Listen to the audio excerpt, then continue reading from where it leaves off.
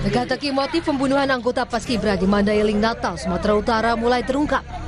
Pelaku yang juga mantan tetangga korban berdalih, awalnya hendak mengambil ponsel dan motor korban. Tapi karena melawan pelaku akhirnya menghabisi nyawa korban. Yang ini punyamu? Iya, Pak. Yang ini punya korban? Iya, Pak. Jadi alasanmu memperbaiki ini? Iya, Pak. Jadi kau boncengan sama dia pakai yang biru? Iya, Pak. Kemudian di tengah areal itu kau hentikan sepeda motormu? Iya, Pak. Setelah dia menjerit, Saya balik badan dan cekik, Pak.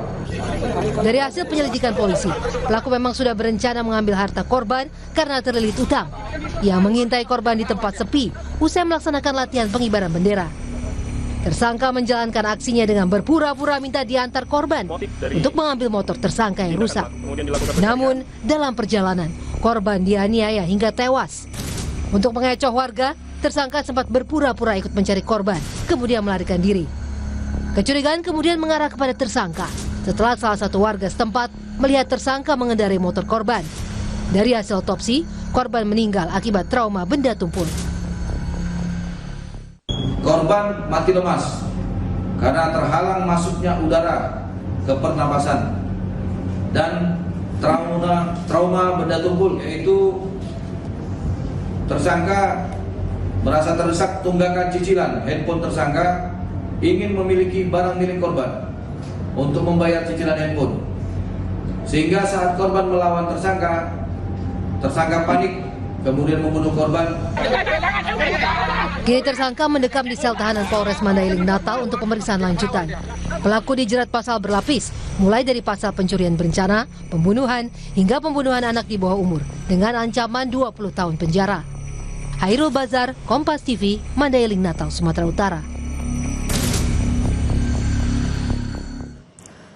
Gara-gara cemburu, seorang suami asal Lombok Tengah menganiaya istrinya hingga tewas di atas tempat tidur. Awalnya pelaku mengira istrinya hanya pingsan, mengetahui istrinya tewas, pelaku pun langsung menyerahkan diri.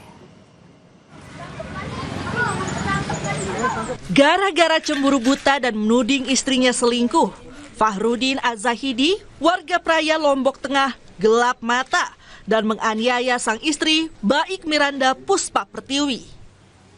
Pelaku menganiaya karena korban menolak menjelaskan isi percakapan WhatsApp di handphonenya dengan seseorang. Awalnya pelaku mengira istrinya hanya pingsan di tempat tidur dan sempat menyelimutinya. Belakangan ia menyadari sang istri sudah tak bernyawa. Pelaku pun langsung menyerahkan diri ke kantor Polres Lombok Tengah. Unit PPA Reskrim Polres Lombok Tengah langsung melakukan olah tempat kejadian perkara dan memasang garis polisi di kediaman pasangan suami istri tersebut. Pada saat korban pulang kemudian terjadi cekcok dengan terduga pelaku terkait itu tadi motif yang perselingkuhan, dan yang awalnya dikira hanya pingsan. Kemudian ditunggu tapi tidak bangun-bangun, akhirnya dipanggillah dokter. Pada saat dokter datang, ternyata korban sudah tidak bernafas lagi. Keluarga tak kuasa menerima kematian korban, apalagi korban meninggalkan 2 orang putri yang masih kecil. Keluarga kini meminta pendampingan psikologis untuk 2 putri korban yang saat ini dititipkan di rumah neneknya. Pelayanan psikologi ya. Rencana besok layanan psikologi akan kita berikan untuk anak-anaknya. Kebetulan memang anaknya ada di Kota Mataram, sehingga PA Kota Mataram cukup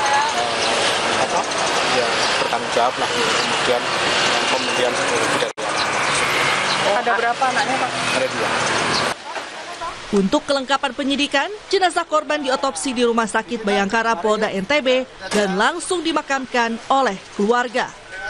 Fitri Rahmawati, Kompas TV Lombok, Nusa Tenggara Barat. Polisi menangkap 2 tersangka kasus pembunuhan di Kota